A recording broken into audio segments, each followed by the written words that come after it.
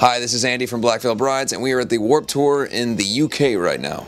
It's almost nothing like the Warped Tour that we're familiar with in the States, in the sense that,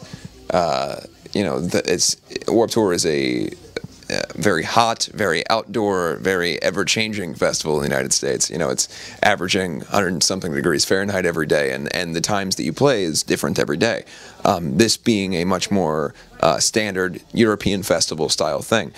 But it's very much the same in many ways because it's a lot of the same people that we know. The stages are named the same things. Obviously, Kevin Lyman being here, a lot of the same production people. So it's almost like, it's like a what-if scenario for Warped Tour. What if Warped Tour was a European festival? This is sort of what this is. What's interesting is I think for an audience, this is their Warped Tour. So you got to really treat it that way. You know, for the kids in the UK, they don't know the US Warped Tour. They don't know the thing that we're used to. So for them, this is their show and this is their day. And so we're not going to treat it like it's so different. We're just going to go out there and do our show. The difference is that we're indoors and we get to have, you know, our pyro and everything, whereas on Warped Tour in the States, you can't very well do the pyro outside and everything. So tonight we'll have our full show, and it's a longer set in the States on average. Warped Tour set's about 40 minutes for our headline bands.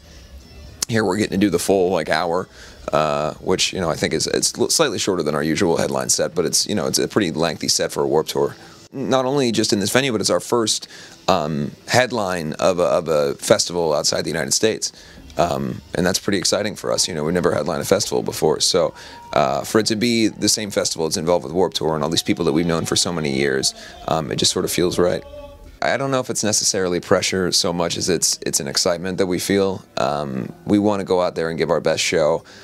We're at the end of a long run on this tour, or on this record. We've been on tour for about 8 to 9 months this year, and so this is our last show outside of the States. We've only got, I think, a couple more shows coming up after this in the States, and then we're done. Then we make another record. We're off the road for a while. So this is our kind of goodbye to England for probably about a year, and so this is one of our favorite places in the world to play. So we want to give it a proper goodbye, and until we come back next time with another new record. Everybody writes in their own way, I think, everywhere we are, whether it's guitar players having a riff or one of us having an idea here and there. But I think we generally write when we're together, or when we're in a position of being in a studio situation. Our one guitar player, Jake, has a home studio, so does Jinx. It's about writing riffs, coming up with ideas, melodies, lyrics, those kind of things, and then when we're together, compiling them that way. We're not a band that's sitting in the dressing room, smacking our knees and humming along and singing a song that way. When you're a band that has kind of more theatrical stuff, 3.5-minute long guitar solos and those kind of things, I mean, the concept record alone that we did, there's no way to really write that on the road, but you can get the groundwork and the idea that way. There was a song that went on that record that CeCe wrote on guitar, and I think that was on the road, just writing a riff, and then the guitar players took it and built it around and made a song. Stuff like that happens, but it's very rare that we go front to back on a song on the road. The thing that happens the most back here is rehearsal.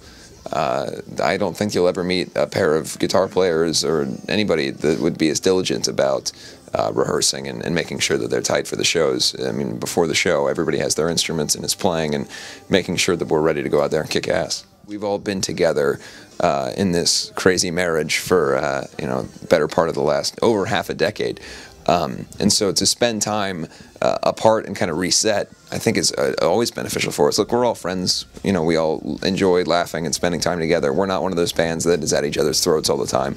But when we do spend the time apart, we come back and maybe we've all got ideas, maybe we've all got new, fun things going on, and it makes it that much better to be together and in the same room.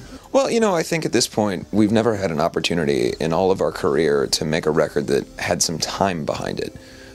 Every record that we've done has been a really quick turnaround, and that's not by design. That's because, times being what they are, the record label goes, have us a record now, and we go, we want to do this crazy concept record, and they go, well, you have 2 months to do it, so good luck with that. And now we've kind of, by virtue of the fans, we've got an opportunity to take a little bit of time. I don't think we'll be the band that you'll see years go by without a record, but I don't think that you're going to see another Black Veil Brides record in 4 months. But we're certainly starting. We're starting the writing process. We'll be in the studio soon. The goal is by the beginning of the year to be working on something new and then to perfect it, and we'll release it when we think it's ready.